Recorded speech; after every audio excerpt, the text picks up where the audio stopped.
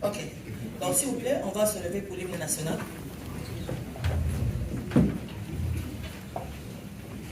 Debout, Congolais, unis dans les sons, unis dans l'effort pour l'indépendance.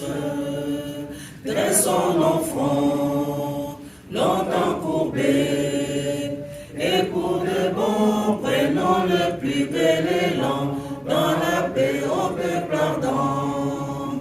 Par le labeur, nous bâtirons un pays plus beau qu'avant, dans la paix citoyen. Entonnez l'hymne sacré de votre solidarité. Fièrement saluez l'emblème d'or de notre souveraineté. Congo, don béni Congo, mes aïeux Congo, au pays Congo, bien-aimé Congo, nous peuplerons ton sol et nous assurerons ta grandeur. 30 juin au doux soleil, 30 juin du 30 juin, jour sacré soit le témoin, jour sacré de l'immortel, serment de liberté, que nous léguons à notre postérité pour toujours. Merci beaucoup, chers compatriotes, pour votre patience. Je me représente, moi c'est Maître Marguerite, je suis la présidente de la communauté congolaise de Montréal métropolitain. Excellence, soyez la bienvenue chez nous. Nous avons deux excellences ce soir. Nous avons la vice-première ministre, ministre de l'Environnement, Madame Eve Bazaïba, qui est parmi nous.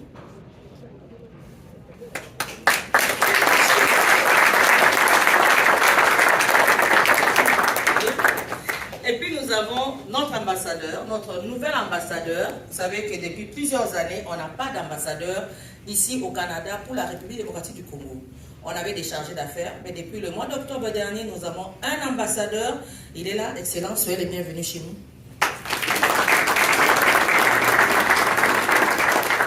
Alors, on ne va pas prendre...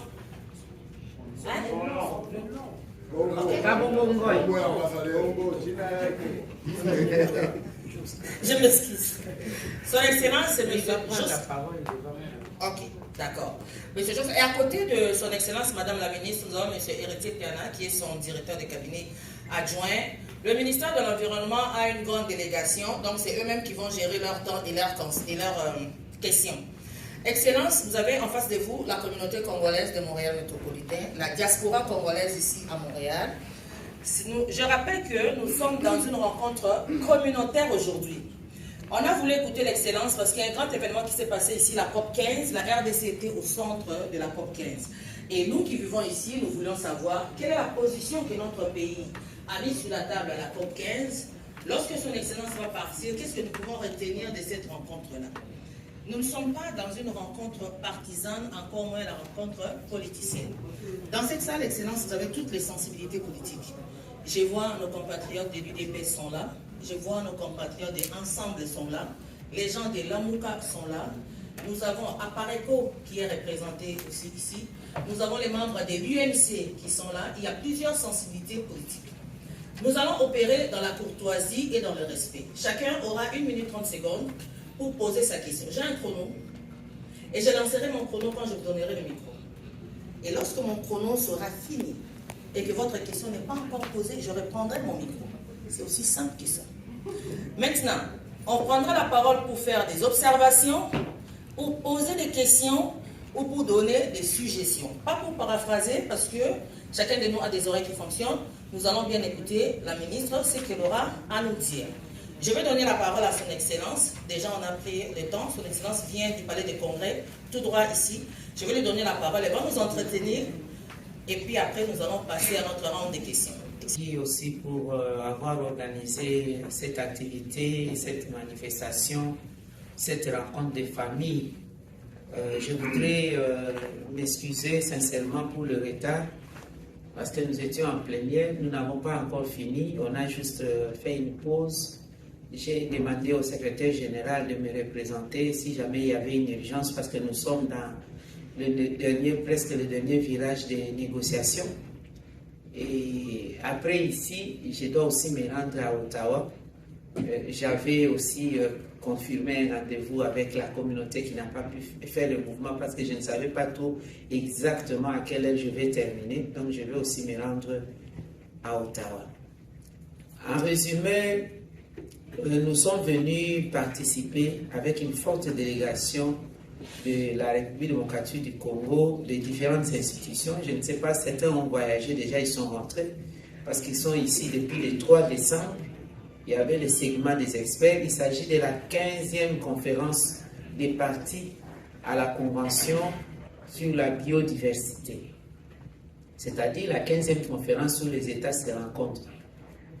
Et cette conférence s'organise chaque 2 ans. Cette fois-ci, ça devait normalement s'organiser en 2020 et c'était en Chine, à Kunming. C'est ça le nom de cette ville.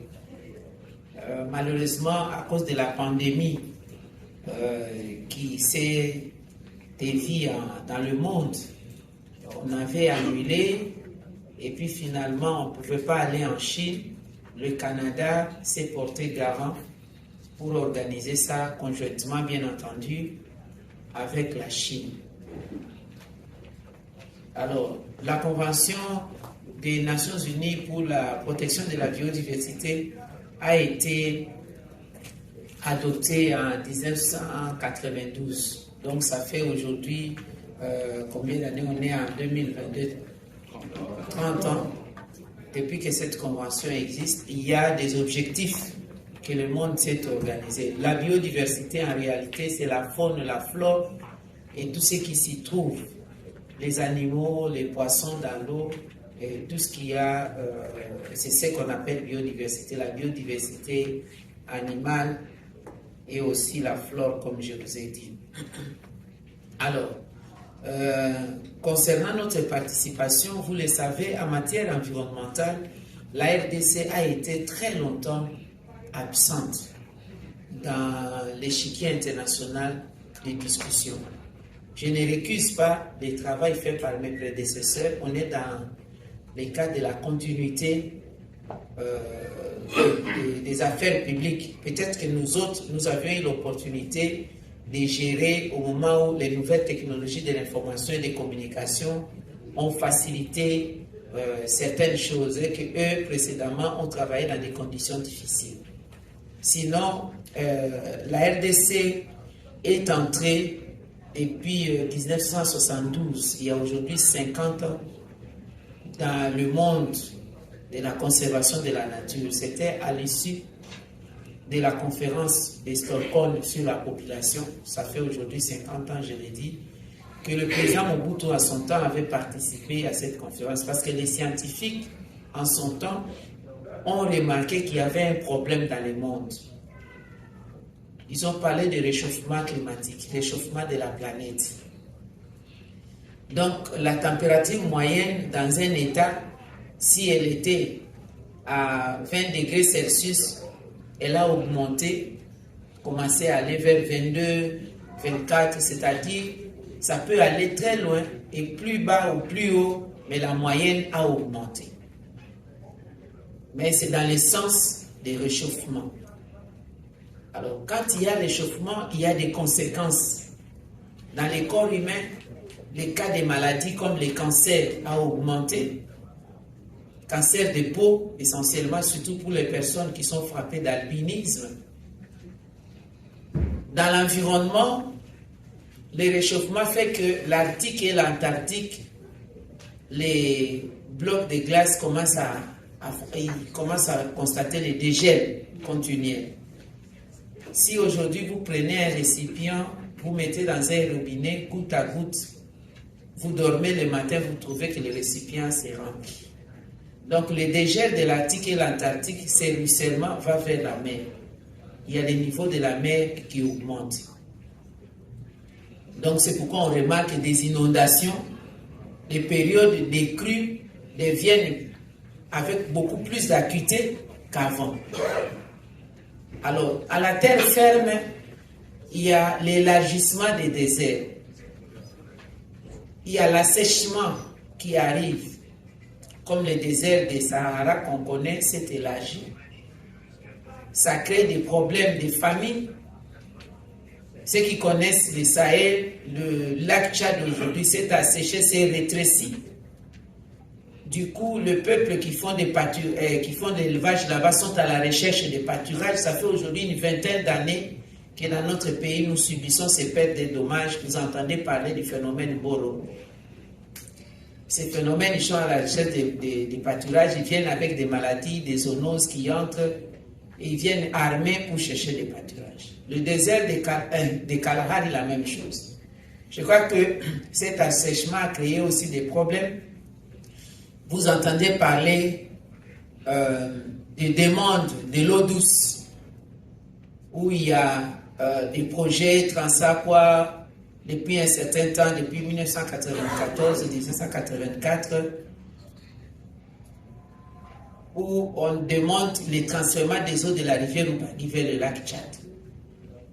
Il y a l'Afrique du Sud qui demande à ponctionner l'eau douce vers l'embouchure. Il y a le Moyen-Orient qui demande à ponctionner l'eau douce du fleuve Congo en amont de Mbandaka vers Mobeka par pipeline. Donc il y a plusieurs demandes comme ça. Parce que justement, il y a cette carence-là. Et vous savez, quand il y a l'assèchement, il y a des pays du Nord qui prennent feu sans qu'il y ait des feux de brousse dans le sens des feux criminels. Comme avant, on pensait que certainement quelqu'un fumait de la cigarette, a dû jeter. Non, ça prend du feu parce qu'il y a cette chaleur qui augmente. Vers la cordillère des Andes, de Californie et tout, il y a l'Espagne, il y a l'Australie. Ce sont ces choses. Alors, les pluies, pour les pays comme le nôtre, les pluies ne viennent plus à la période où on les attend. L'assèchement continue. Même pendant l'hiver, les hivers deviennent plus longs, donc plus courts, le soleil apparaît de manière plus courte, les hivers très longs, et l'été parfois court. Et ils ont parlé du changement climatique d'abord, et puis des dérèglements climatiques. Et dans cette situation-là, c'est la biodiversité qui en pâtit. Quand il y a assèchement, dont les poissons, les algues, tout ce qu'il y a comme fruits de mer en pâtissent. Quand il y a des feux de brousse, les animaux aussi, et toute la diversité de la flore en termes de la pharmacopée en pâtissent. Du coup, il y a disparition des espèces rares. Des espèces commencent à devenir de plus en plus rares. Avec l'exploitation illégale aussi, incontrôlée, sans plan d'aménagement des forêts, il y a des oiseaux qui disparaissent parce que c'est la maison des oiseaux où ils se posent, ils ne savent plus se poser. Bref, ce déséquilibre-là a un impact sur la santé humaine. De plus en plus, il commence à y avoir des pandémies où l'homme est affecté, mais ça provient de la nature. La grippe aviaire, la grippe porcine, la vache folle, Ebola, qui viennent des chauves-souris, qui viennent des singes, qui viennent tout ça, c'est la conséquence. C'est qu'on parle de One Health, une même santé. Donc la santé animale a de l'impact sur la santé humaine parce que soit il y a des animaux de compagnie, soit il y a des animaux de consommation, ou tout simplement des animaux avec lesquels nous nous fréquentons. L'animal est passé par cette forêt. Moi aussi, je suis passé à la recherche des chenilles où je vais quelque part. L'animal est passé dans ces ruisseaux, dans ces marécages. Je suis passé aussi pour m'abreuver Et puis il y a ces contacts-là, ça affecte. Ce sont les scientifiques qui nous le ont prouvé. Mais pendant que toutes ces discussions se faisaient, c'est vrai, la RDC en 1972 s'était impliquée. On a demandé à tous les États du monde, lors des signatures des différentes conventions, de rentrer dans leur pays, de mettre des cadres légaux et des cadres institutionnels, donc les lois et les institutions qui vont procéder à la conservation, à la protection, à la préservation et à la gestion durable des ressources environnementales dans toute leur diversité. Maintenant, il fallait le subdiviser. On parle des climats, c'est pourquoi on en est à la COP 27 sur les climats. Et là, ici, c'est la biodiversité. J'ai voulu cerner les cadres pour que les questions ne reviennent plus sur ces cas-là pour savoir c'est quoi la biodiversité, d'où ça vient. Mais là, je fais pratiquement un résumé de 50 ans, donc c'est pas facile. Alors, quand il y a les conventions, on met en place des institutions, des comités de suivi, des bureaux, etc. Malheureusement, la RDC est complètement absente. Parce que nous n'avions pas été là, on n'a pas été associés. Que ce soit dans la Convention sur le climat, que ce soit un peu dans la Convention sur le climat, on a quand même mis une personne, 2, 3 qui nous ont représenté quelque part, mais ce n'est pas évident, comme au niveau de la biodiversité. Du coup, la RDC ne participe même pas avec les autres pour organiser, abriter des travaux, donner des résolutions, faire ceci. Donc, on était complètement absent. Alors que Dieu nous a dotés d'un potentiel environnemental qui nous renvoie pratiquement à une responsabilité d'avoir un leadership dans le monde, même si nous ne sommes pas à la tête, mais nous pouvons être au centre des discussions. C'est-à-dire quoi? Du point de vue environnemental, la RDC au sein du bassin du Congo, le bassin du Congo a 268 millions d'hectares de forêts tropicales humides. Et la RDC a plus de 60% d'espace de ces forêts, donc environ 155 millions d'hectares de forêts. Et aujourd'hui, on vient de découvrir une autre manne importante, ce sont des tourbières, plus de 100 000 km de tourbières que nous partageons avec les Congo-Brazza, et nous avons 70% de ces espaces. La RDC a des eaux douces, parce qu'il ne suffit pas d'avoir de l'eau, les océans et tout. L'eau de l'océan n'est pas consommable sans traitement.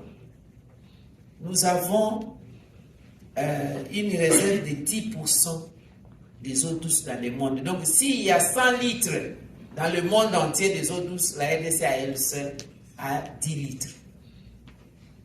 Nous avons 52% des réserves des eaux douces de l'Afrique dans son ensemble. Donc, s'il y a 100 litres pour l'eau en Afrique, la RDC a 52 litres à elle seule. Plus de la moitié. En termes de biodiversité, la faune et la flore, dans le monde, nous sommes classés 5e de notre position. Nous avons des espèces qu'on ne trouve pas ailleurs dans le monde, seulement en République démocratique du Congo. Les cas de l'okapi, par exemple. Si l'okapi est ailleurs, comme aujourd'hui en Floride, je pense, dans les forêts de Floride, ça a été cédé, enfin, dans des accords en son temps déjà par le président Mobutu. Si vous trouvez l'okapi dans d'autres forêts, ça vient de la République démocratique du Congo, pas ailleurs. Et tant d'autres. Si nous parlons des ressources naturelles aujourd'hui, minéraux, des métaux stratégiques ou minéraux stratégiques, la RDC, c'est tout le tableau complet des Mendeleev pour ceux qui sont passés par la chimie. Et on va de découverte en découverte. Alors, entre-temps, pendant ce dérèglement climatique, les scientifiques nous ont dit, pour trouver des solutions, car si on ne fait pas garde, on ne fait pas attention, on ne change pas de procédés polluants à non polluants. Excusez-moi, je devais d'abord commencer par les causes. Les causes de la pollution, c'est pourquoi il y a le réchauffement climatique. Les causes, Ce sont les causes humaines et les causes aussi naturelles. Je commence par les causes naturelles, par exemple, l'éruption volcanique. Nous connaissons bien l'éruption volcanique, nous sommes des Congolais. Quand le Nyiragongo se fâche, ça crache du feu et c'est le dioxyde de soufre qui est dégagé dans l'atmosphère. C'est l'un des gaz à effet de serre. L'effet de serre, c'est la chaleur. Vous, les Occidentaux, vous connaissez mieux le serre. Vous voyez les jardins, quand on fait l'agriculture, lorsqu'on couvre les serres qu'on couvre, on fait l'effet de serre, c'est-à-dire quand vous couvrez, ça conditionne, ça chauffe la chaleur. Bon, c'est ce qu'on recherche pour donner une température réglée, réglementée par rapport au froid, par exemple, protéger les plantes, leur donner la possibilité de s'éclore, parce que si une plante, un grain ne meurt, ne peut pas se transformer. Donc c'est cet effet de serre. Maintenant, qu'est-ce qui fait quand les gaz qui donnent ces effets de serre couvrent la couche d'ozone? Ça fait un peu comme l'espèce d'enveloppe qui réchauffe le monde, mais entre-temps, ça perfore les couches, les stratosphères, ionosphères et tout ça, ça perfore. Et les rayons du soleil commencent à nous pénétrer sans filtrage. Ça augmente la température. L'œuvre humaine, c'est l'industrie. L'industrie a ses avantages, le développement et tout, mais le revers de la main de l'industrie, c'est la pollution. L'industrie de l'automobile, même l'agroalimentaire, toute la fumée que vous voyez là, l'énergie, surtout maintenant pendant l'hiver, l'énergie que nous utilisons, ça dépend des pays. Si vous utilisez les gaz, par exemple, provenant du charbon, c'est l'énergie fossile le plus polluant du monde. Et ce qui se dégage dans l'atmosphère, ne vous en faites pas, ce n'est pas la fumée noire nécessairement qui pollue, et la fumée blanche est plus nocive qui pollue l'atmosphère, et ça a ces mêmes effets. Donc, plus le pays est industrialisé, plus le pays est responsable de la pollution. C'est pourquoi, sur 100% des pollutions dans le monde, 20 pays du monde les plus industrialisés, les G20, à eux seuls, sont responsables de 80% des pollutions. Donc, c'est eux qui ont pollué le monde. C'est à cause d'eux aujourd'hui qu'il y a le dérèglement climatique. C'est à cause d'eux que pendant cet été, à Berlin plutôt, il y a eu 38 degrés Celsius de température. À l'ombre, à Bruxelles, c'était 40 degrés de température à l'ombre. Et parce qu'il y a eu des règlements climatiques, le 1er avril, pendant le printemps, la neige est tombée. Elle est tombée à Bruxelles, et je crois qu'elle est tombée aussi en Suisse, elle est tombée aussi un peu en France, ce qui n'était pas avant. Donc, les saisons ne sont plus bien stratifiées comme c'était avant. C'est ça le dérèglement. Des conséquences, il y en a plusieurs, j'essaie juste de prendre quelques conséquences. Mais pour que nous revenions à la normale, à cette urgence, les scientifiques nous disent, première solution, en fait, toutes les solutions sont basées sur la nature. Il n'y a pas un procédé artificiel, une intelligence donnée pour faire revenir l'aiguille à la normale. La première solution basée sur la nature, c'est les forêts. Comme vous savez, l'arbre se nourrit de CO2, le gaz carbonique qui est l'un des gaz à effet de serre. Même les gaz à souffle, les méthanes et tout ça, l'arbre absorbe le CO2, procède à la photosynthèse et dégage l'oxygène. Et nous, les humains, nous aspirons l'oxygène pour notre vie et nous dégageons aussi le CO2. Alors, il y a cette complémentarité extraordinaire que Dieu avait fait. Donc, s'il n'y a pas d'arbre, là où les CO2, les gaz à effet de serre sont dégagés, vous suffoquez. Des exemples, quand on utilise les gaz, combien de cas on n'a pas connu des accidents de frayons ici? Les gaz de la cuisine, toute une famille a inhalé des gaz, vous vous retrouvez le matin, la police, les pompiers viennent, on vous sort les corps des gens des appartements. C'est ça le gaz à effet de serre. Et parfois, une erreur, on a laissé la bonbonne ouverte, gaz s'est dégagé, vous venez avec la cigarette, ouf, c'est des incendies. Combien de fois dans nos pays, on n'a-t-il pas appris qu'il faisait froid pendant la saison sèche que nous appelons Elanga?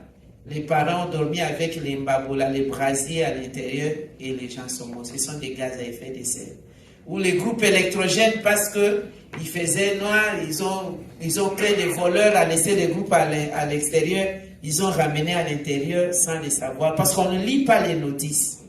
Les gens ont inhalé, ils sont morts. Et ces effets-là, c'est comme les effets qui sont passés au Cameroun, il y a du gaz méthane qui se sont dégagés, tout un village. Et si l'on y prend garde, d'ici 2030, 2050, je ne vous fais pas peur, je dis vrai. 2050, il peut arriver aussi qu'il y a dépassement des gaz à effet de serre, il n'y a plus d'oxygène, nous disparaissons. J'étais même en train de dire, je suis croyante spirituellement, et ce n'est pas ça la fin du monde. Et ce n'est pas ça l'Armageddon.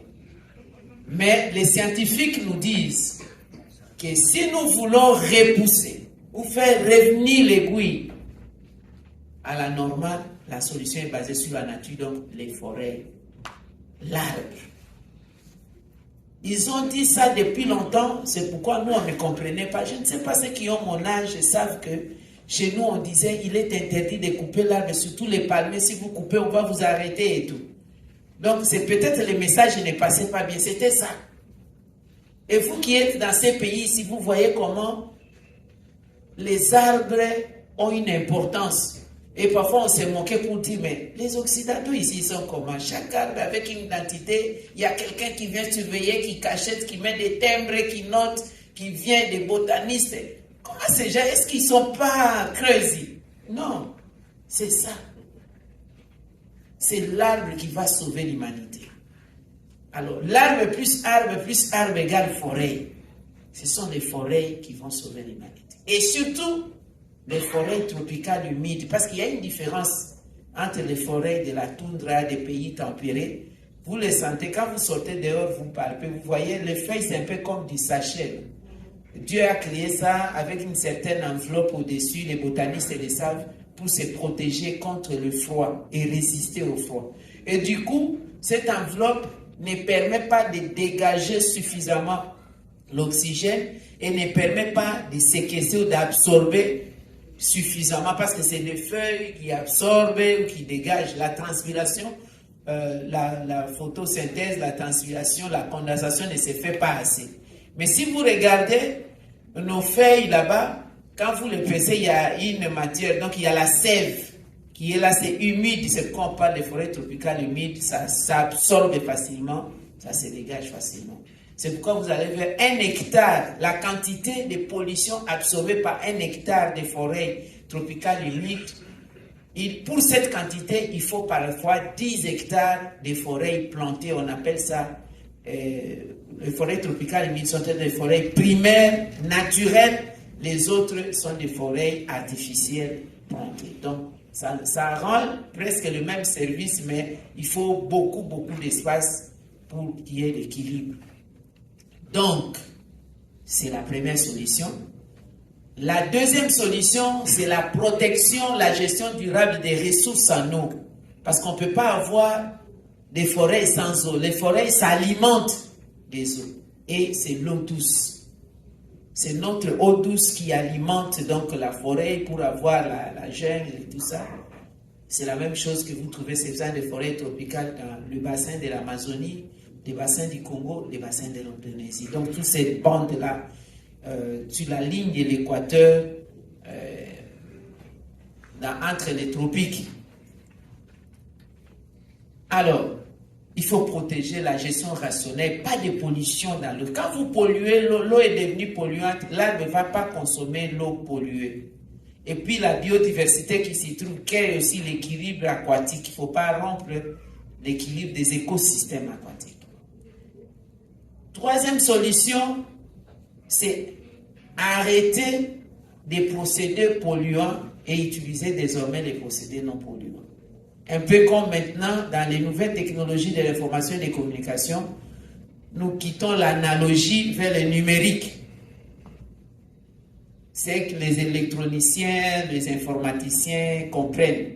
Nous utilisons les numériques aujourd'hui, nous tous, nous avons les WhatsApp, nous avons les ceci. Et la télévision a une netteté d'image actuellement qui prend. Donc c'est le numérique qui permet, par rapport à l'analogie où on avait les fils, maintenant nous avons des téléphones sans fil et on avait le noir et blanc. Maintenant nous avons la netteté de l'image, comme je l'ai dit, en couleur. Donc nous devons quitter les procédés polluants et non polluants. Il y a 2-3 exemples que je peux donner. Si nous voulons parler de l'énergie, par exemple la lumière, l'électricité, nous devons arrêter d'utiliser les groupes électrogènes ou les industries, enfin l'énergie africaine de développement. Il y a toutes les banques de la CEDEAO, dans les cas des autres pays du monde, etc. Il n'y a pas que la région d'Afrique. Devions-nous mettre l'argent dans ces véhicules-là financiers ou faire comment? Nous avons dit non, ce n'est pas possible. Parce que le Fonds monétaire international, la Banque mondiale ont été créées des institutions avec des statuts, des cadres pour parler de l'aide au développement, des crédits qu'on donne. Ici, il ne s'agit pas de l'aide humanitaire, de l'aide au développement. Il s'agit du principe pollueur-payeur. Vous avez pollué, vous devez payer. Il n'y a pas une dette. C'est votre engagement, vous devez le faire. Vous me demandez de protéger, je protège. Vous avez qu'assez donner parce que ça me permet, moi, dans l'agriculture, de dire je ne coupe plus les bois, je ne mets plus du feu, je vais planter comme au Canada, on plante le maïs sans brûler. Donc, plus question d'agriculture itinérante sur le brûlé, mais ça demande une agriculture mécanisée. Il faut la préparation des sols, il faut des engins, il faut la sémence améliorée, tout ça, il faut la technologie, le transfert des technologies, ça a un coût. Je dois être indépendant des pluies, parce que quand j'attends les pluies ne viennent pas, il y aura assèchement, je dois procéder à la technique d'irrigation. Ça a un coût. Donnez-moi ça, moi je vais préserver la forêt. Donc il faut des moyens. Alors, ils ont demandé à ces deux pays de venir faciliter. Nous entrons dans la salle, la République démocratique du Congo se trouve face à deux pays, l'Allemagne et le Rwanda, dans la facilitation. C'est pourquoi vous nous avez entendu, en tant qu'un pays souverain, de prendre position. Il est inconcevable, actuellement, ce n'est pas une situation inconnue dans le monde quand même. Tout le temps, dans toutes les conférences, je suis allé à Nairobi. C'était la nuée 5, l'Assemblée générale des Nations unies sur l'environnement. Je suis allé à Stockholm, à Copenhague, la Forum des Nations unies pour les forêts à New York, partout. Tous les pays de l'Union européenne. Si c'est la France qui a le lead, la France parle, suivie par tous les autres pays. Si c'est la Hollande parle, suivie par les autres pays, y compris les États-Unis. Fustige la destruction de l'environnement en Ukraine à cause de la guerre entre la Russie et l'Ukraine. De manière aussi claire, ostentatoire, audible, avec des documents à l'appui. Alors, moi, je me suis demandé, j'ai dit, mais je rêve ou quoi? La RDC vit cette situation de destruction de l'environnement à l'est du pays, là où il y a le parc le plus cher du monde, Virunga, qui est même déclaré patrimoine, aire protégée de l'UNESCO, patrimoine mondial, devenu aujourd'hui sanctuaire des groupes armés incontrôlés, les terroristes. La même chose dans les parcs des réserves à faune à Okapi qu'on appelle RFO. La même chose à Kaouzi-Biega. La même chose à Garamba. Et aujourd'hui, les Nations Unies ont nommé une tweet personne, le Rwanda, comme étant le pays qui soutient les terroristes. Vous connaissez la lutte contre le terrorisme aujourd'hui dans le monde. Pourquoi on doit faire 2 poids 2 mesures? Pourquoi je dois me taire? C'est pourquoi nous avions soulevé cette exception. Heureusement, nous avions été entendus. Aujourd'hui, la Chine elle-même a pris les choses à main. Et j'ai laissé, la Chine est en train de faciliter les négociations sur le mécanisme.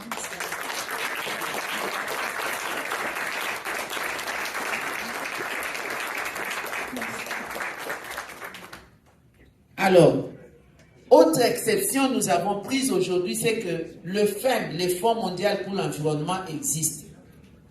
C'est un peu comme une organisation internationale. Il n'y a aucun État, il n'y a pas de représentation d'État dans la gestion du FEM. Cette institution est là qui a ses fonds mondiaux. Il n'y a aucun État qui contrôle. Je sais que le grand bailleur des FEM, c'est les États-Unis, qui n'est même pas membre, qui n'est pas signataire de la Convention de la biodiversité. Et le FEM, c'est un fonds global, Grand Basket Fund, où on met des fonds pour l'environnement dans son ensemble.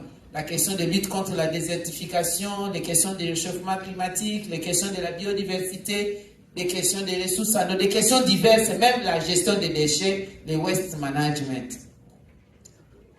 Alors, quand nous demandons des fonds, il y a la Convention sur la biodiversité dans son article 20 et 21 qui parle de la responsabilité des pays développés face aux pays en voie de développement victimes de tout ce que je vous ai dit. Il y a aussi l'article 21 qui a demandé la création d'un fonds spécifique pour la protection de la biodiversité et le mécanisme de financement.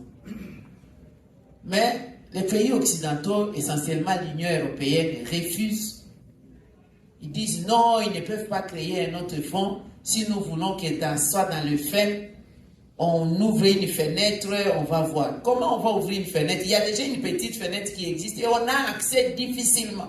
Il y a trop de conditionnalités pour y accéder, trop de procédures.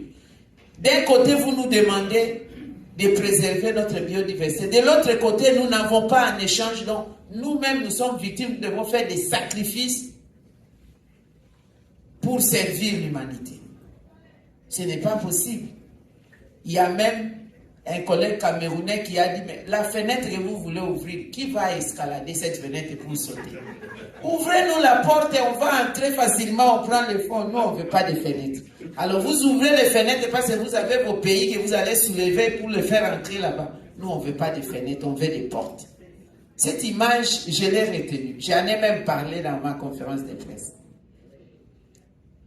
Nous ne voulons pas de fenêtres, on veut d'un fonds clair où tous ces pays-là responsables des pollutions mettent des fonds. Et on s'était entendu déjà des montants et tout ça, je vous les épargne. Où les États du monde, dont la RDC, doivent avoir une structure même rotative de contrôle de ces fonds, de financement de ces projets. Il ne faut pas se faire là où on ne sait pas, on donne à qui on veut, à la tête puis au fond, je ne sais pas quoi. Nous n'avons pas de droit de vote là-bas, ce n'est pas possible. Nous n'en voulons pas. Troisième position de la RDC, c'est en ce qui concerne les recherches. Vous savez, les recherches qui se font, vous allez voir les scientifiques ou les chercheurs débarquer dans des pays comme le nôtre, pénétrer dans nos forêts sans autorisation, prendre des échantillonnages, aller avec. On n'a jamais eu l'information des recherches, les résultats des recherches, on ne sait pas. Vous allez seulement apprendre dans le monde, tel a découvert ceci, tel a découvert cela. Il s'en prévaut, mais on ne connaît pas la traçabilité des mécanismes de là où est venu des échantillons. Nous réclamons d'abord le bénéfice de toutes ces recherches avec une procédure. Vous venez dans notre pays, il faut qu'il y ait des procédures claires. Et si vous faites participer à quelque niveau que ce soit un compatriote, même dans la forêt, même celui qui a transporté vos bagages, même celui qui a pris des faits, lors de la publication des résultats, son nom doit figurer.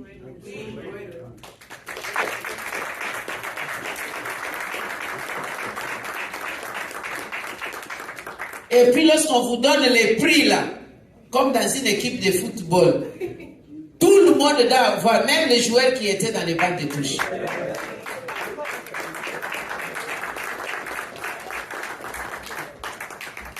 C'est ça notre position. Parce qu'on en a des exemples. On en a des exemples. Je peux vous en donner deux.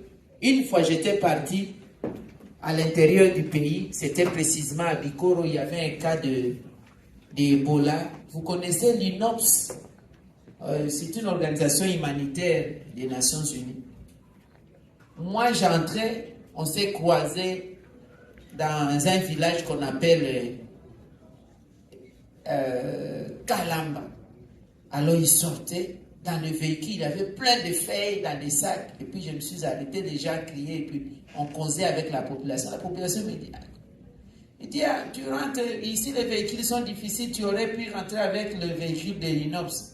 Mais ces blancs ici, au lieu de transporter les gens, ils transportent des feuilles, ils sont fous. Des feuilles, ils sont venus ici, ils nous ont demandé d'aller dans la forêt, de leur trouver ces feuilles. On leur a donné. Ils nous ont donné de l'argent et des petits pour boire la boisson et tout. Ils ont jeté. Ça m'a quand même étiqué. Les jours où je suis rentré au pays, et à Kinshasa, j'ai essayé de me renseigner, de suivre la traçabilité. C'était un laboratoire important. Je ne veux pas faire la pub de ces laboratoires ici, mais on a ramené ça. Un laboratoire pharmaceutique de ce monde, très connu, d'un monsieur très connu aujourd'hui, qui est très impliqué dans les recherches des questions de vaccins. Alors, on n'a jamais su quel a été le résultat des recherches, qu'est-ce qui s'est passé. Donc, ils ont utilisé l'UNOPS, c'est parce que c'est les Nations Unies, ils viennent pour l'humanitaire, ils en profitent, ils ont glissé certainement de manière frauduleuse. Dites-leur, vous voyez cette feuille, allez demander, et la population entre innocemment, donc on leur donne des miettes. Ça c'est criminel. Deuxième exemple, on parle dans la biodiversité, c'est là où je vais terminer, du perroquet gris. Le perroquet gris, c'est un perroquet qui parle, bon, on ne dit pas le perroquet parle, hein?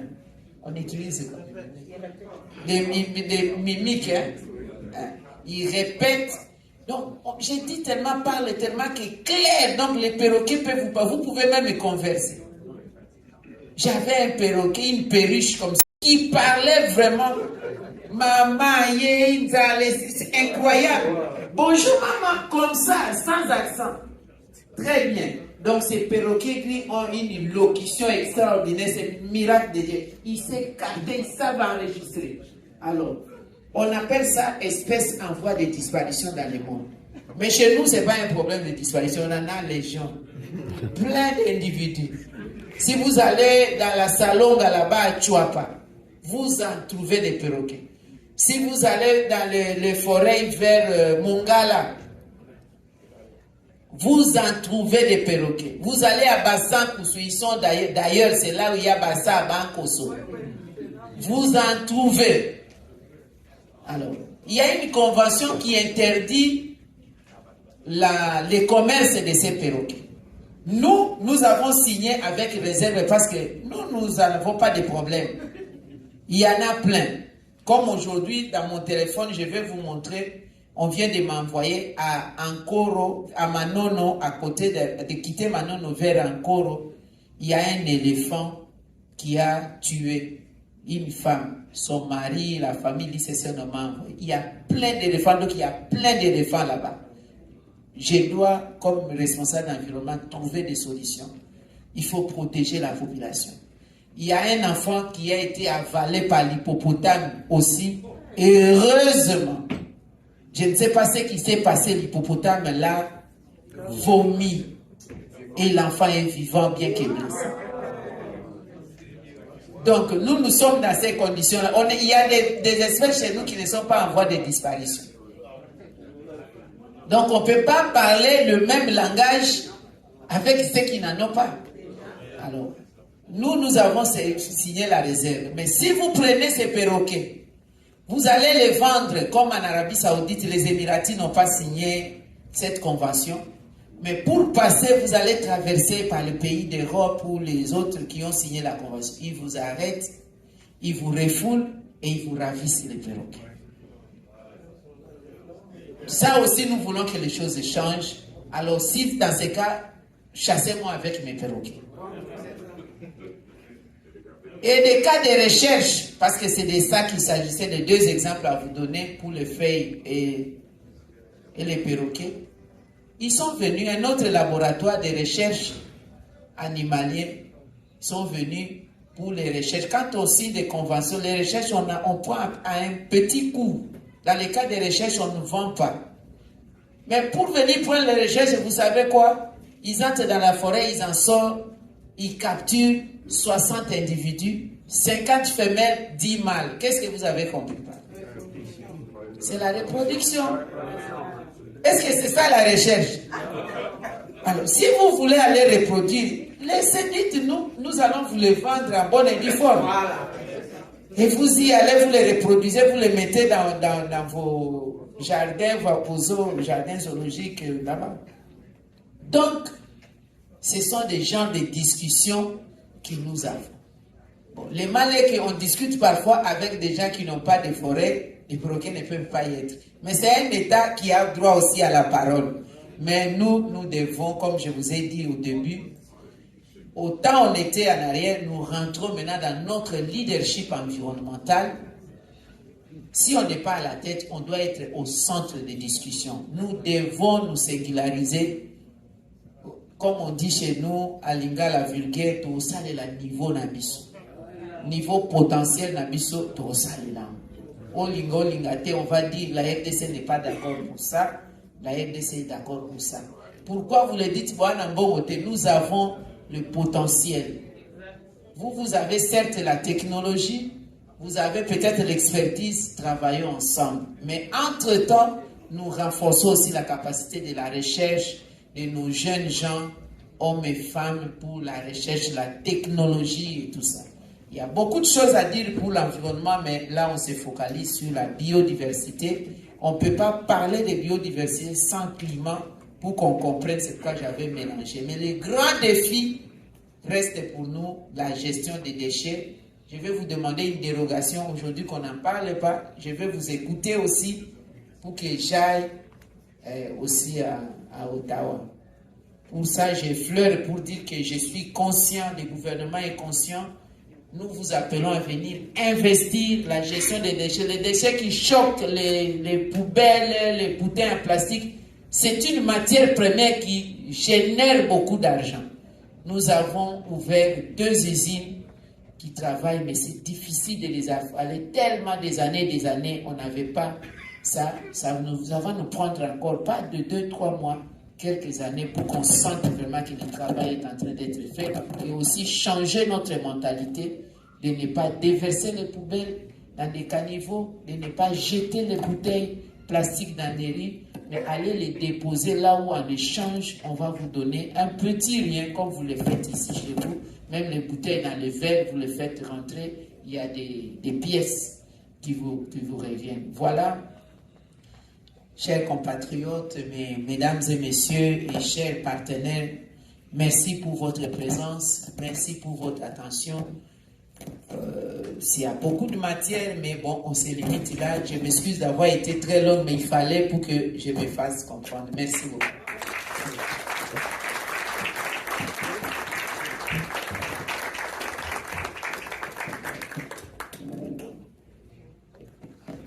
Merci beaucoup, chers amis. On va prendre la round des questions. 5 premières questions.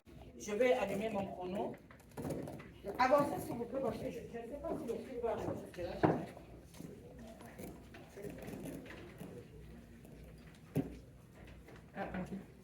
Donc, on va prendre les 3 premières questions. Oui, madame. Donc, 2, ok, oui, venez. Alors, je vais lancer mon chrono. Je mets à côté de vous, vous voyez mon chrono. Comme on a pris beaucoup de temps, ce sera 1 minute 30 secondes, c'est 1 minute. Ça s'arrête, moi je réponds à mon micro.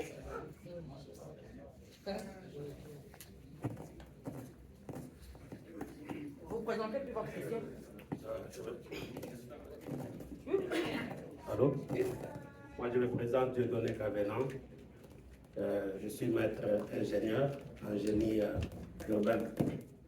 Je voulais vous poser la question, c'est concernant la gestion des déchets. La RDC, on produit beaucoup de déchets. Heureusement que vous venez de dire qu'il y a des usines qui traitent ces déchets.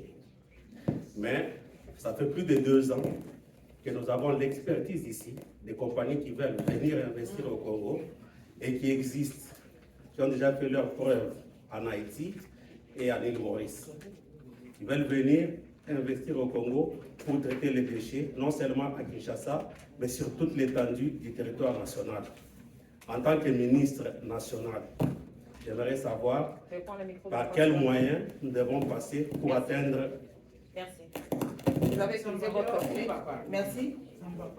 Ah oui, c'est notre modiste opérandi. Il a pris 60 secondes pour parler de son usine ici. On s'est bien entendu.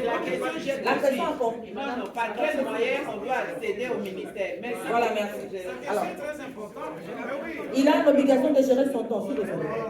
Madame, le chrono est devant vous. Regardez le chrono. Je vais le lancer. Non, chers amis, on s'entend. Non, on s'entend.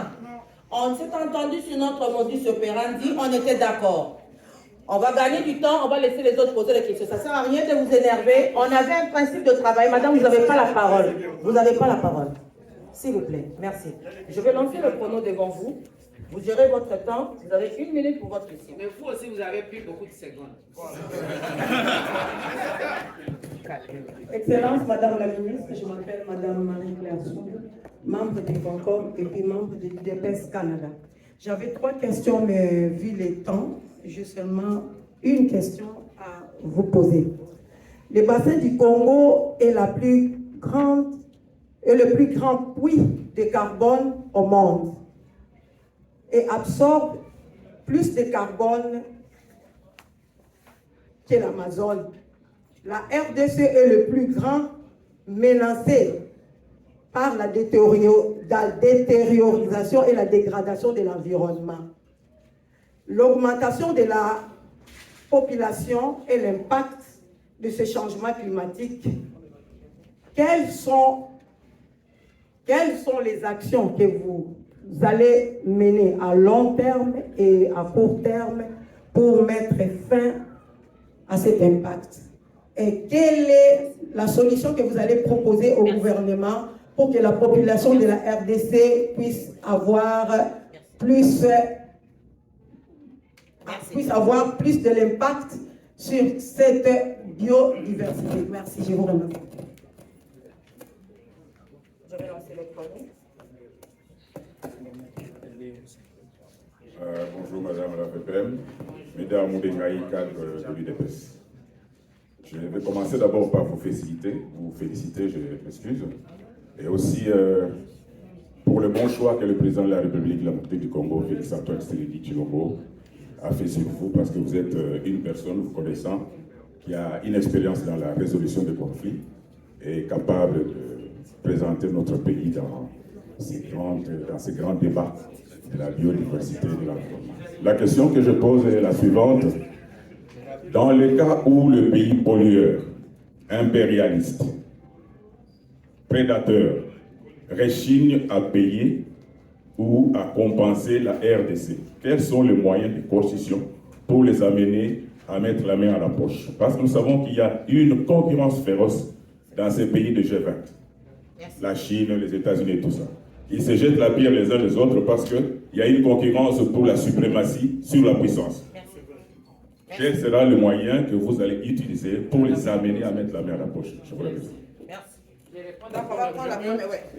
Et puis on va revenir. Ok, plus de 10 entreprises canadiennes depuis avril 2021 où je suis au gouvernement. On a même signé des MOU avec d'autres. C'est silence et radio, ils ne viennent pas. Je ne me demande si c'est quoi. Comment accéder au gouvernement, Vous n'avez même pas besoin de me voir. C'est du business. C'est du business, je vous dis. La condition pour créer une entreprise au Congo, ce n'est pas une ONG. Vous venez, vous avez votre capacité de création d'entreprise. Avoir une matière première gratuitement, c'est dans la rue. Vous ramassez comme ça gratuit. Demain, après-demain, on va commencer à vendre les kilos de poubelles. Maintenant, là, c'est gratuit. Vous arrivez au Congo, il y a la NAPI, chez le professeur Amissi. Vous avez tout au plus, comme il y a maintenant beaucoup de gens, 3 jours, 72 heures, vous avez vos documents. Donc, la carte d'identité étranger ou congolais national, donc la carte d'identité, les personnes qui vont créer l'entreprise. Donc, vous prenez juste un avocat qui va vous aider pour les conditionnalités. Vous n'avez qu'à donner 1 million de francs congolais, c'est comme 500 $ américains pour ouvrir cette entreprise. Là, on a tous les documents. Mais vous devez aussi prouver que vous avez un fonds en banque, que vous logez dans une banque congolaise par rapport au devis de l'installation de l'entreprise. Vous montrez l'adresse de votre entreprise. C'est tout. Si vous amenez l'usine la plus simple pour absorber, par exemple, les bouteilles en plastique, ça vaut 800 000 $. À l'arrondi, si vous voulez la performance, c'est 1 million. Donc, et l'espace et tout ça, vous les mettez. Là, vous allez prendre les bouteilles en plastique, vous les transformez, vous sortez les feuilles feuillardes qu'on appelle à Kikongo, Kinkandala, je ne sais pas en lingala comment on les dit. C'est ce qu'on utilise maintenant pour paqueter les colis, les paquetages et tout ça. Vous allez avoir des gens, tout ce qu'il y a comme marchandises, des bois ou des cartons et tout ça, on utilise ces feuilles feuillardes. Vous avez aussi la possibilité à moins cher. Avec 100 000 $, vous pouvez créer une entreprise de fabrication de pavés avec des bouteilles en plastique mélangées avec du sable et un tout petit peu de ciment. Vous faites des pavés. Si vous ne faites pas la transformation, vous pouvez faire la récupération. Vous prenez, vous remplissez du sable, vous faites l'habitat, donc la construction des maisons. C'est ce que les gens font. Un peu de petites et moyennes entreprises. Il y a déjà les protestants de l'ECC qui les font. Il y a d'autres ONG qui les font. Donc, vous venez, vous n'avez même pas besoin de passer chez la ministre de l'Environnement. Si vous voulez le faire en format ONG, alors il faut passer d'abord au ministère de la Justice. Vous avez la personnalité juridique ou l'F90. Et pour les matières environnementales, vous passez, vous nous écrivez, on vous donne l'avis favorable. Vous n'avez même pas besoin de me voir. Et vous gagnez votre argent, c'est du business. Donc, comme au Fongoli, chambre froide, tu n'as pas besoin d'aller voir le ministre de l'économie pour ouvrir ta chambre froide. Tu n'as pas besoin de ça. Donc, vous ne vous dérangez même pas. Par rapport au bassin du Congo, madame, vous avez posé des questions, vous avez parlé de la RDC. Je confirme. La RDC, les 155 millions d'hectares de forêts tropicales humides de la RDC séquestrent 24 gigatonnes de pollution par an, qui représentent 3 à 5 ans de pollution mondiale et plus ou moins 10 ans de pollution des États-Unis. Les tourbières que nous avons séquestrent 31 000 gigatonnes de pollution. Ça représente 3 à 5 ans aussi de pollution mondiale, mais 15 ans de pollution, parce que ça a stocké. Les forêts absorbent, dégagent l'oxygène, mais les tourbières absorbent et stockent. C'est pourquoi on appelle les stocks de carbone ou carbone couché et carbone debout de ces forêts. Maintenant, qu'est-ce que les Congolais vont gagner? C'est ce que je viens de vous dire. Avant, on n'était pas dans cette matière. Maintenant, nous sommes dans cette matière. Nous sommes dans les processus de vente des marchés de crédit carbone. On n'avait ni cadre juridique ni cadre légal. Je viens d'introduire au Parlement l'amendement de la loi portant protection des principes fondamentaux relatifs à l'environnement pour y intégrer la taxe carbone, intégrer l'autorité de régulation des marchés carbone. Donc, la donne climat a été introduite. Parce que en 2011, lorsqu'on a adopté cette loi, il n'y avait pas l'accord de Paris qui était adopté en 2015. Il n'y avait pas aussi les ODD, les objectifs de développement durable. Je ne suis pas que la ministre de l'Environnement, mais aussi des développements durables. Nous avons introduit ces éléments. Mais avant que la loi existe, même sans la loi, lorsque nous avons pris les affaires en main, à partir déjà du mois de mai, juillet, nous avons commencé à vendre les crédits carbone. On a un programme avec Senred, on a un programme avec une entreprise privée, ERA, qui a 270 000 hectares de forêt dans les Maïndombe, je crois dans les secteurs de Inongo, dans les Maïndombe. Alors, dans ces secteurs, dans les territoires de Inongo et secteur de Tomba, secteur Bassengele, et puis il y a un autre secteur. Nous avons 3 secteurs où nous sommes en train d'y travailler. Nous avons vendu 3 fois les crédits carbone autour de $5. Et maintenant, la dernière vente, c'est à $17. $17,5. mais ce n'est pas assez, c'est à peu près 2000 tonnes de carbone. Ça a permis à la population locale d'avoir 10 écoles en matériaux durables construits, 6 écoles en construction, un hôpital secondaire avec des matériels très bien, le puits d'eau, parce qu'au lieu de laisser les femmes aller très loin à 7 km aller chercher de l'eau, et aussi l'accompagnement dans l'agriculture avec des semences améliorées de boutures de manioc. C'est un avantage. Je suis en train de dupliquer maintenant la vente de crédits carbone dans d'autres provinces. Je suis dans Musinga, dans le nord Ubangi, je suis dans le sud Ubangi, dans les territoires de Boudjala et Kungu, et je suis dans la province de l'Équateur, dans les territoires de Bikoro, et puis dans Bassankusu. Donc je suis en train d'y aller, ainsi que dans la Chopo, à Basoko et bientôt à Aketi. Donc je suis en train de mettre ces forêts en programme. Ça, c'est encore une autre paire de marches que d'expliquer, mettre les forêts en programme, aller dans le marché des crédits carbone, en vue de donner l'alternative à la population congolaise. Alors, c'est la même chose avec la question de M. Moubengaï. Au cas où le pays pollueur refuse de payer, quelles sont les mesures de coercition? Nous avons plusieurs tours dans notre manche. Premier tour, interdiction d'exportation brute de nos matières premières. J'ai déjà suspendu l'exportation brute de bois. Alors, c'est-à-dire le bois grume brut que vous exportez pour aller en Chine, et ils gagnent, ils vous envoient le meuble à plus cher, vous importez les cure-dents aussi. C'est aberrant, c'est ridicule. Donc, il faut qu'il y ait la transformation locale. Et là, je viens d'avoir un partenaire impeccable qui a fait des choses au Gabon, dans la zone économique d'Engok. Je suis allé personnellement visiter, je suis allé au Bénin. Moi-même, j'ai visité la zone économique. Ce partenaire est là. Nous sommes en train de travailler avec l'industrie des bois. Je reconnais aussi qu'il y a d'autres qui transforment déjà localement le bois. Si j'encourage aussi, si vous exportez la première transformation donc des plateaux, il y a un prix pour l'exportation. Deuxième transformation des paquets à rassemblage, il y a un coût encore moindre et le produit fini c'est exportation zéro. Donc encourager la transformation locale, de sorte qu'avec une grume, c'est 4 ou 5 personnes qui travaillent de la coupe de bois dans la forêt jusqu'à l'exportation. C'est lui qui coupe, c'est les camionneurs et tout. Ça fait 4 à 5 personnes à peu près.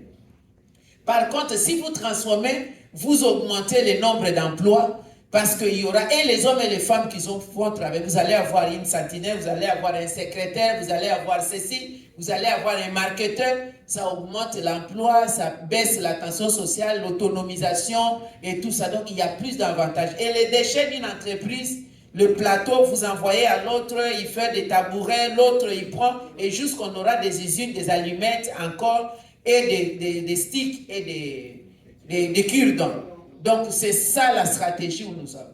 Maintenant, vous m'avez entendu lancer l'interdiction d'exportation brute des minéraux, comme le cobalt et tout le reste. Parce que ce genre de minéraux, on n'importe pas de mois le mois. Il y a des contrats de 5 ans, de 10 ans. Ceux qui exportent maintenant, ce sont ceux qui avaient déjà eu le contrat. On ne peut pas faire la rétroactivité dans la loi. Mais à dépasser ces délais, même Glencore n'amènera plus des cobalt en brut. Tous les autres. Alors, du coup, ils vont négocier. C'est une question de temps. C'est ça la coercition. Alors, je crois que j'ai répondu. Et puis, nous sommes en train de nous battre pour augmenter les prix de la tonne de carbone, de sorte qu'avec cet argent, ça nous permette nous-mêmes de financer nos projets d'adaptation et nos projets d'atténuation, par exemple, élargir la desserte en électricité. Plus les populations ont l'électricité, moins on va utiliser les bois comme énergie de chauffe et nous protégeons aussi l'environnement parce que ça nous aide nous-mêmes. Voilà. Bonjour, je m'appelle Jean Nokoko. Je suis ingénieur forestier et je suis venu ici au Canada dans le cadre de programmes de coopération, de l'aide au développement avec l'Agence canadienne de développement international vers les années 81, dans les temps de Mobutu justement, parce qu'on préparait justement ces problèmes de changement climatique. Et nous sommes venus ici Aujourd'hui, j'avais beaucoup de questions à vous poser, mais heureusement, j'ai entendu que la République démocratique du Congo a pris beaucoup de positions et, par rapport au reboisement, à la protection de la forêt. Et j'aimerais juste vous dire ceci, que la ressource humaine comme la formation des gens que vous envoyez ici, ça fait aussi partie de gens que vous devez protéger. Beaucoup de gens, des ingénieurs qui sont arrivés ici dans les années 81, moi y compris, nous sommes restés ici. Pourquoi? Parce que nous sommes retournés au Congo et il n'y avait pas de travail. Et nous sommes retournés pour faire des études supérieures. Maintenant, ce que j'aimerais vous mettre une puce à l'oreille, c'est que nous, parce que vous avez parlé de la recherche, ici, ce n'est pas seulement les gens qui vont là-bas, qui s'introduisent dans les forêts pour venir faire la recherche, mais les travaux que nous faisons, nous laissons dans les universités. J'ai étudié à l'université Laval, ça fait partie des recherches, et ces gens-là qui viennent là-bas au Congo, ils prennent nos recherches pour venir aussi, parce que je suis content de savoir que vous avez interdit l'exploitation des grumes. C'est vraiment très important parce que moi, je travaillais sur les essences commerciales tropicales de la République démocratique du Congo, dans la forêt de Yangami. Alors, ça, c'est juste pour vous mettre une puce à l'oreille. Quand vous signez des accords et des conventions, vous devez aussi leur charger des travaux que nous laissons dans leurs universités et eux bénéficient pour ça. Merci. Alors, Maman Jeanne fait 2 minutes 20. Marianne, je vais réinitialiser le pronom, par exemple. Bonsoir, Madame la Ministre, et bonsoir tout le monde. Moi, je vais juste rebondir sur la question de Madame Jeanne, sans pour autant paraphraser et compléter. Il y a deux aspects de mon commentaire, ou plutôt une question, ça peut être un peu une question. Le premier aspect, c'est celui du suivi à l'interne. Vous avez donné l'exemple sur les organismes internationaux qui viennent dans notre pays sous couvert de certaines excursions et ils ressortent avec des éléments et des choses de notre pays. Quels sont les mécanismes que vous mettez sur place pour que cela ne se reproduise plus? Ça sera ma première question parce que c'est vraiment important, c'est quelque chose qui m'a quand même frappé. Et le deuxième aspect de ma question, c'est le transfert de technologie. Madame Jeanne a bien expliqué ce que je voulais dire, donc c'est important qu'on puisse aussi regarder l'aspect de transfert de technologie. Merci. Merci. Excellence, nous avons deux personnes additionnelles. On va juste prendre le la robe des mains comme ça. Bonsoir, Excellence. Mon nom, c'est Rose Boussolé, de la communauté congolaise de Montréal. Je suis la secrétaire générale. Ma question, en fait, c'est une suggestion, parce que je voulais juste attirer votre attention sur le fait que cette organisation a été faite sur base de bénévolat. Donc, ce sont des personnes qui ont donné de leur temps pour venir faire ceci. Alors, ce que moi j'en avais parlé même avec les Dirkaba, quand vous venez ici, par exemple à Montréal, sur notre terrain, est-ce qu'il est possible que vous puissiez mettre à profit toutes les compétences qui sont ici? Parce que vous connaissez que vous avez une communauté, vous avez une diaspora à l'extérieur. Vous, en tant que vice-première ministre, c'est à vous que je m'adresse parce que vous êtes vice-première ministre, est-ce qu'il est possible que notre diplomatie puisse travailler avec sa diaspora? Ça, c'est mon premier point. Le deuxième point, rapidement, c'est de savoir que moi, je suis allée assister à une conférence où les Congos étaient à l'honneur. La table est posée par les Congos. 3 micros, 3 chaises sont restées vides. Alors, les commentaires que j'ai entendus, on m'a laissé, en tout cas, j'ai cru entendre que ce n'était pas une réunion importante. Alors, pour vous, tout ce que je voulais dire, c'est que les réunions importantes qu'on considère importantes sur le tapis rouge, ce sont des réunions sur lesquelles on vient décider des choses qui ont été traitées en amont. Donc, vous avez, comme je disais, un banquet des compétences ici. Il y a possibilité que les gens puissent être représentés, ne serait-ce que s'il y a un décalage parmi les gens qui viennent de Kinshasa. Vous pouvez trouver des gens ici sur place qui pourraient vous représenter et sauver la face du Congo, que nous ne soyons pas dans la honte. Rapidement, je suis une fille de Binza. J'ai grandi en face du camp Météo. Vous connaissez les camps météo. Vous avez célébré le 5 décembre la journée de l'arbre. Votre ministère, qu'est-ce qu'il fait concrètement à Kinshasa pour sauvegarder les places vertes, les espaces verts qu'on avait? Qu'est-ce que vous êtes en train de faire? Merci beaucoup. Bonsoir, Excellence. Bonsoir tout le monde. Je suis Grévis Ilombo, initiateur et fondateur et président, allais-je dire, de la fondation Rombo Ilombo que vous voyez là-bas, basée à Kinshasa. Ici au Canada, je suis directeur de l'urbanisme et environnement à Saint-Cyril-Wandover, au centre de Québec. Ma question est celle-ci, Son Excellence, Madame. Vous avez dit tout au début de votre discours, je vous ai bien suivi, Madame, que la RDC est victime et solution. Je pense que c'est discutable. Je suis un Guinois, né et grandi à Kinshasa. Et je ne peux parler qu'au nom des Guinois pour ceux qui sont ici, allais-je dire. Et je maîtrise mieux Kinshasa. Et je m'en vais au fait, madame. Là, je parle de fameux Egalbitus, connu sous le nom de Dikali, à l'entrée de Kimbota. Aujourd'hui, il comme un garage avec forte pollution des huiles de moteur machin.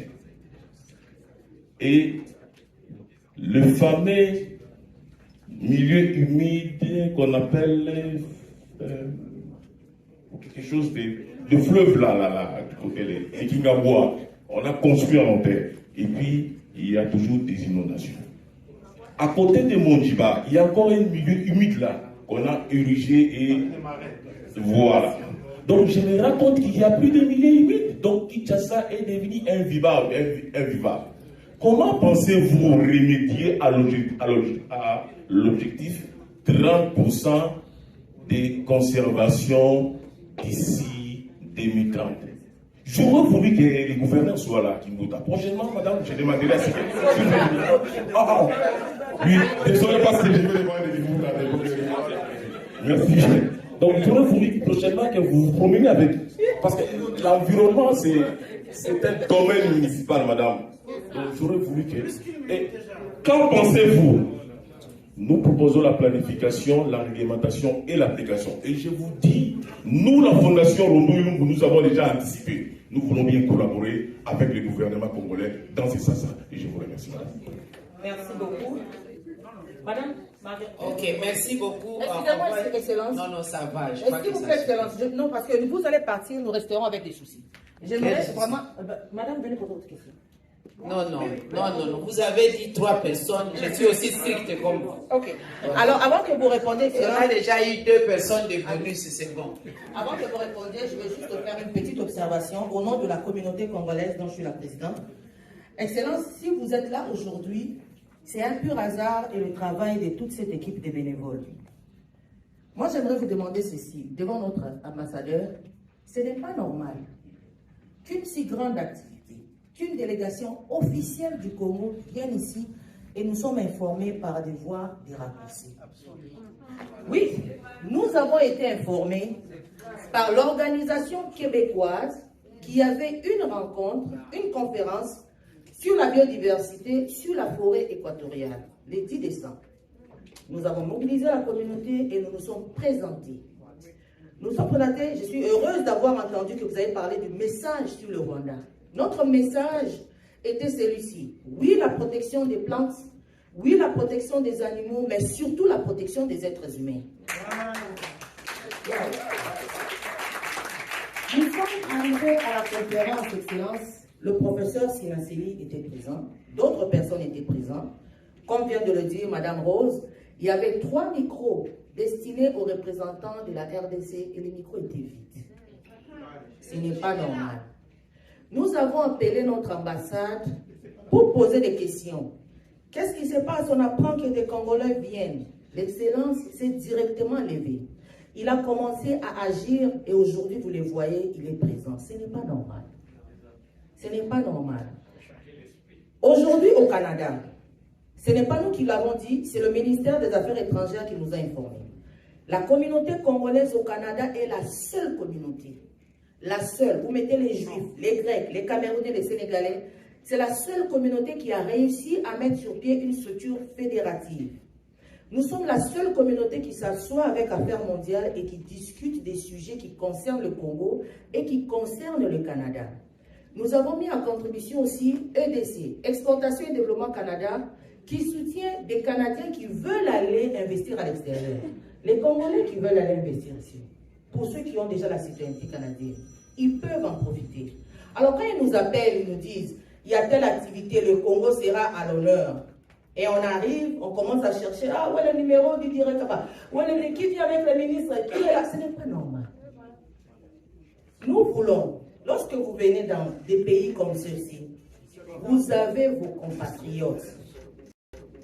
La diaspora est riche en experts. Écoutez vous-même ceux qui ont parlé. Experts en foresterie, directeur en urbanisme au Québec. Nous avons plusieurs expertises ici. Moi, je suis avocate au barreau du Québec. Après avoir été avocate au barreau de Kinshasa, informez notre ambassade que nous ayons l'information, qu'on se prépare à temps. On a eu cette activité à la va-vite. Regardez la salle où nous sommes. On pouvait faire mieux. Il y avait des gens qui pouvaient venir, qui ne sont pas là parce qu'ils doivent travailler, ils ne savaient pas. Mais si nous sommes informés à temps, les Congolais vont se mobiliser, on va venir. Informez-nous. On ne peut pas chercher l'information par des coins. Non. S'il vous plaît, ramenez l'information. Vous êtes notre vice-premier ministre, votre collègue, le vice-premier ministre des Affaires étrangères. Lorsqu'une délégation vient officiellement, notre ambassade doit être informée. Nous devons être informés. Nous avons des questions à vous poser et nous avons l'information à recevoir de vous. Nous étions gênés. 2 conférences ce jour-là. La place de la RDC était vide. J'étais là. Pardon? Il y a eu une conférence où j'étais là. L'après-midi, vous étiez là avec nous à la maison du développement. L'après-midi, je n'étais pas informé. Comment je pouvais être là? Bon, comme le dit Excellence, en tout cas, merci beaucoup. J'ai entendu ce que vous avez dit. Je vais commencer par là. Nous devons nous fixer. Je vais commencer par là. Vous devez savoir, cette conférence n'a pas été organisée par la République démocratique du Congo. Ça, c'est de l'un. C'est une conférence des Nations Unies. Et le pays qui devait abriter la conférence, c'est la Chine. Ça s'est fait de manière rotative. Parce qu'il y a eu Covid en Chine, la Chine a coopéré avec le Canada. C'est les Nations Unies qui organisent la conférence, mais c'est 2 pays qui abritent cette conférence. Physiquement, c'est le Canada, organisation, c'est la Chine. Donc la RDC, c'est un pays membre des Nations Unies qui est informé comme tout le monde. Donc on ne peut pas faire porter les chapeaux pour dire la RDC aurait dû. Non. La RDC a appris le déplacement aussi de cette conférence en dernière minute. Il y a des gens, le gouvernement qui était accrédité pour aller dans cette conférence, il faut être, d'abord on invite le gouvernement et c'est les Nations Unies qui accréditent. On ne peut pas participer dans une conférence des Nations Unies si on n'est pas accrédité. Quand on est accrédité, il y a des conditionnalités pour être accrédité. Normalement, il y a des gens qui étaient accrédités pour Coming en Chine. Et on a détourné le programme pour venir ici. Ça, c'est la première chose. La deuxième chose, s'il y a quelqu'un qui doit vous informer, qui travaille avec vous, c'est l'ambassade. Voilà. L'ambassade est la représentation du pays dans un pays d'accueil donné. Ce n'est pas au gouvernement de la République. C'est comme ça que les structures du pays s'organisent. Alors, si vous dites, avant qu'une mission s'organise, il faut demander aux structures de la diaspora pour venir travailler là, ce n'est pas la gouvernance. Vous êtes avocate, vous savez comment les cadres juridiques, la gouvernance d'un État, on passe par l'ambassade. Vous êtes passé par l'ambassade et moi je suis venu. Voilà comment les choses se passent. Donc désormais, toute l'information, c'est pourquoi il y a dans les ambassades des valves qu'on met dans les ambassades ou maintenant avec les nouvelles technologies. Peut-être qu'il y aura un groupe, peut-être qu'il y a un réseau, donc il y a une plateforme d'information. L'ambassade et l'ambassadeur a entendu, l'ambassadeur s'organise. Moi, j'informe l'ambassade, c'est pourquoi avant de sortir, j'ai l'ordre de mission Et j'ai la note verbale aux affaires étrangères. Les affaires étrangères informent la représentation peut afficher et vous êtes informés. C'est comme ça que ça s'organise. En ce qui concerne la participation, la présence, pour participer aussi à une réunion de la République, il faut être mandaté. Ça aussi, c'est important parce qu'après, vous devez assumer les passifs et l'actif et vous devez aussi rendre compte. Et avoir la ligne de conduite ou la politique ou la position du pays. S'il y a une conférence, vous êtes informé, l'ambassadeur n'est pas informé, la collaboration ambassadeur, soyez ouverts, on vous répond. Nous avons vu dans les réseaux sociaux, on a vu l'affiche, est-ce que le Congo connaît? L'ambassadeur est informé, l'ambassadeur se réfère aux affaires étrangères. Quelle est la politique du pays par rapport à tel? Et on donne, vous avez la ligne du pays. Sinon, il y aura cacophonie, sinon il n'y aura jamais de feedback. C'est comme ça que ça se présente. J'enchaîne par rapport à la ressource humaine. Maman Jeanne, vous avez bien dit, vous êtes venu ici, c'était un projet, un financement de la RDC. Vous êtes venu, mais vous êtes resté. Vous n'avez pas rendu l'ascenseur au pays. Oui, mais la coopération canadienne avec la République démocratique du Congo. Oui, c'est la coopération canadienne avec la République démocratique du Congo. Vous savez, oui, vous savez le fonds de la coopération, il y a des fonds qu'on donne en humanitaire, il y a des fonds qu'on donne des prêts. Lorsqu'on entend parler de la dette de la République démocratique du Congo, la dette pour la formation, le transfert des technologies, les renforcements des capacités, il y a la coopération canadienne, la coopération avec les Britanniques, ils donnent les moyens, on envoie la ressource humaine pour leur formation, pour leur renforcement des capacités, pour qu'ils rentrent dans leur pays, investir. Donc la ressource humaine dont on parle, on était dans là, donc on vous a largué beaucoup, je trouve beaucoup d'experts, c'est vrai, on ne vous interdit pas, quelqu'un est libre de rester là où il veut, mais au moins il y a des gens qui ont reçu des bourses, des coopérations, qui sont restés à l'extérieur, parce que justement à l'intérieur du pays, ils n'ont pas trouvé leur compte, peut-être économiquement, ça n'a pas répondu à leur volonté. Mais nous sommes d'accord, nous sommes ouverts à toute l'expertise. C'est ici au Canada, je crois qu'il y a même le secrétaire général a étudié au Canada. Moi-même, j'ai étudié au Canada. J'ai fait les droits de l'homme à Sainte-Anne-de-Bellevue à l'université. Donc, cette ressource humaine, elle est la bienvenue au pays.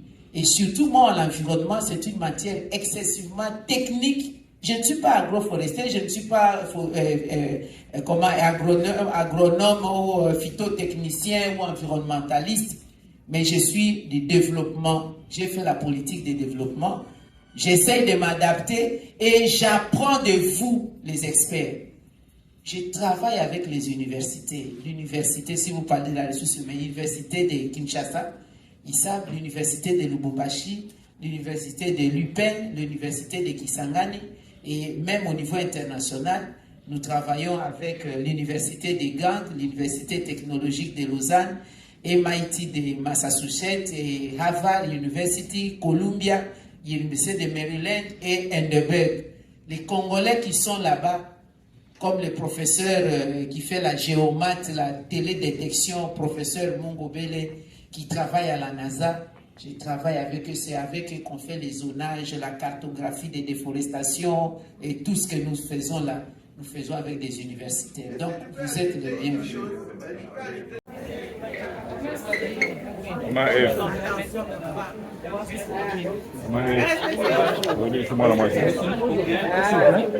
Oui, la photo, on était ici, hein? Ah oui, oui.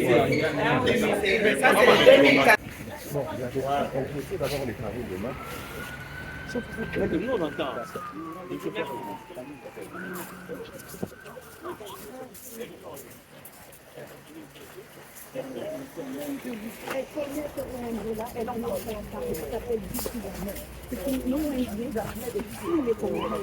Moi, je suis répondre. On enregistre les numéros.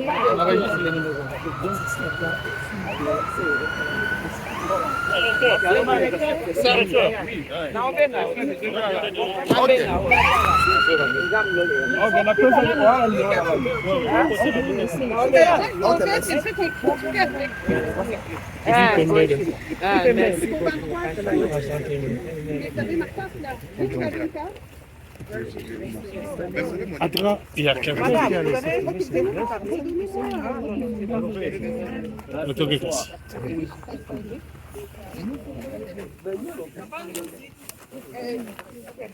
Il y a une dame qui parlait d'une situation.